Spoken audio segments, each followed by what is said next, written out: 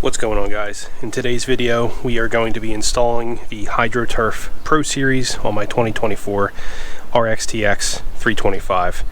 I've been eyeing the HydroTurf for a while now, but I've never really pulled the trigger just because I kind of like the way the rear deck looks here.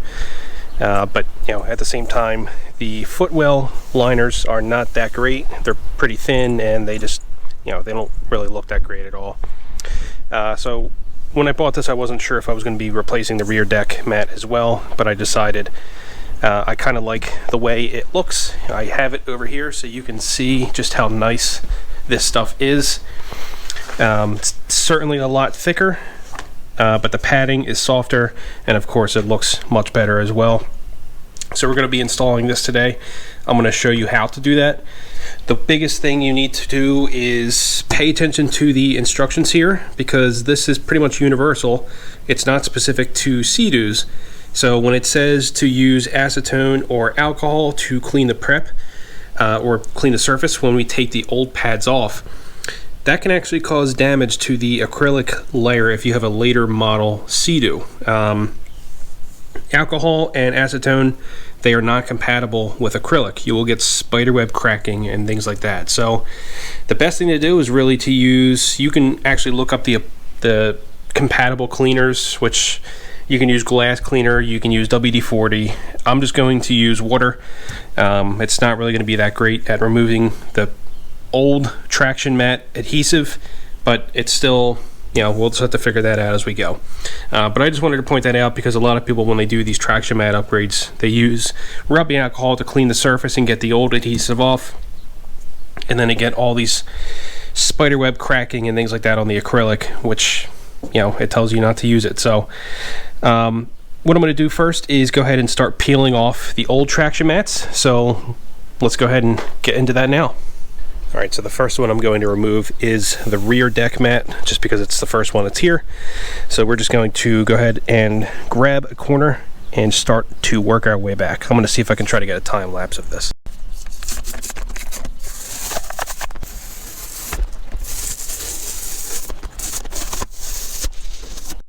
So, not that it really matters, but you could tell there was actually an air pocket in this spot where all that water came from. So it was never really even sticking in that spot.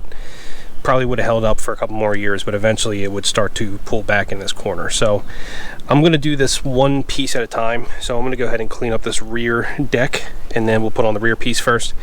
But you can see there's sand and stuff in here from the last time I had this out in the ocean. So I'm going to go ahead and clean this down. With the surface all clean, we can go ahead and I'm just going to really test fit each piece before I peel the backing to make sure it lines up, and there's nothing that's going to be weird about it. So this, you could tell, looks pretty good. We'll just try to get the spacing right around the rear cleat, the hull ID sticker, or the plate, whatever you want to call it. But that all looks pretty good. So once I peel the backing, we have to try to keep it in place at the same time. So we're not going to push it down until we're confident that's the spot where we want to have it. But you can kind of see, like, the spacing here was a little bit smaller than over here. That's obviously something we can't change after the fact. So make sure you get the spacing and everything right before you peel the backing. I'm happy with the way this looks, so I'm going to go ahead and peel it.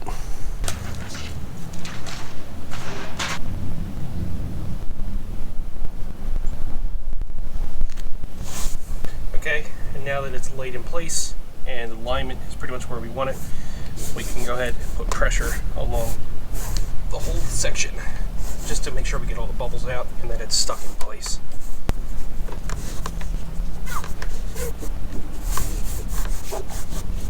Alright, that's looking a lot better. I didn't think I was going to like the HydroTurf over the factory rear traction mat, but this is actually looking really nice.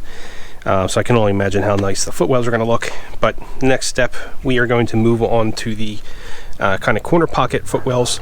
I'm going to do both of these at the same time, and that's what these are here. So we'll go ahead and peel these guys up, either one, clean the surface again, and then we'll go ahead and stick these in place.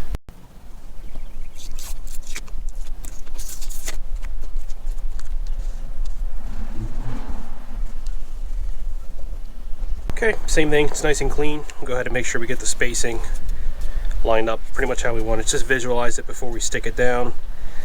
All right, so I think I'm just going to match the seams of this pocket. That looks good to me.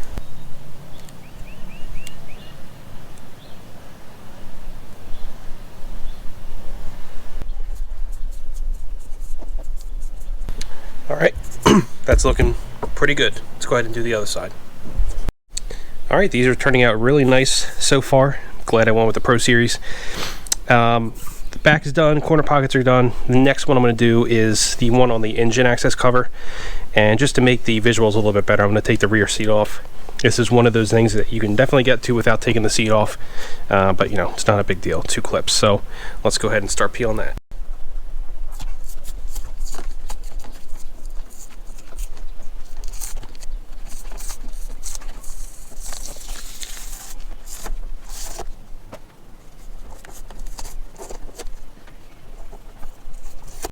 So unlike the body so far, this plastic finish has been, it just made the peeling process a little bit more of a pain because the actual adhesive is stuck to the plastic instead of the bottom of the mats that I just peeled off. So this is going to take a little bit more work just to kind of get it cleaned off, but I'm going to do that and then I'll get back for the next step.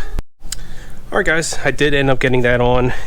Took a little bit of time to get all of the sticky material off.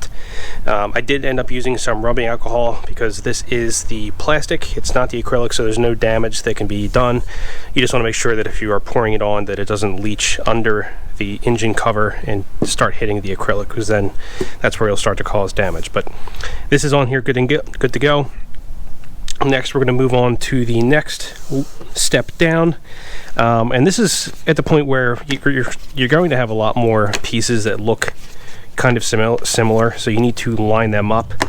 So this one actually is no, that's probably the other side, and this looks like the right piece. Yeah, so I'm going to go ahead and peel this up. We'll clean the surface. Make sure we keep this where we need it.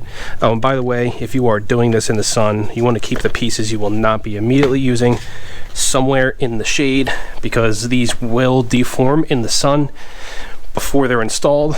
They will shrink or whatever, so keep them out of the sun until you are good to go. So let's go ahead, we'll get that other piece off and start to get it applied.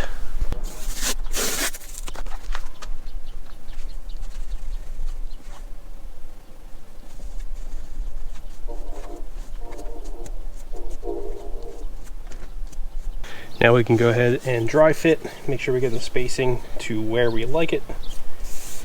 Okay, I'm going to try to aim for that. Maybe go get a little bit higher because I'm not sure what the next pad's going to look like. So let's do that.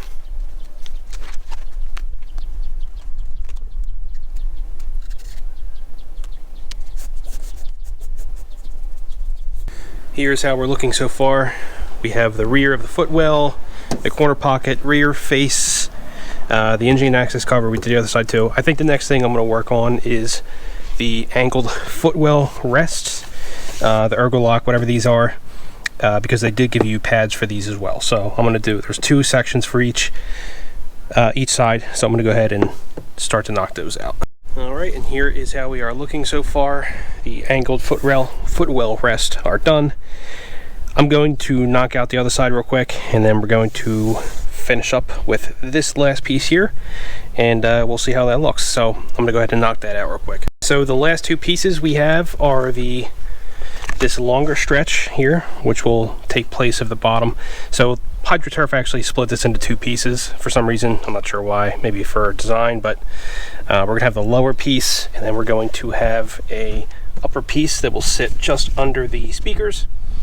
So I'm going to go ahead and peel the old one out. I'm not sure, I might actually do the speaker one first, just so that I know what the spacing should be on this lower, or I may run the lower first. I'm not 100% sure. So let's go ahead and peel out that piece, and then we'll go ahead and do the cleanup. Alright guys, there you have it. That is the completed install for the HydroTurf Pro Series. This is in the Hive pattern. They have a range of colors. If you're interested in installing this for your own, I will post the link. This is not a sponsored video or anything. I just really like the way these look, especially compared to stock. So I know the sun's probably in the way, but there you go. That's what it looks like. And that's pretty much it for this. If you guys have any questions at all, please feel free to leave a comment or email me. I do have my email in my YouTube About section. So other than that, that's pretty much it.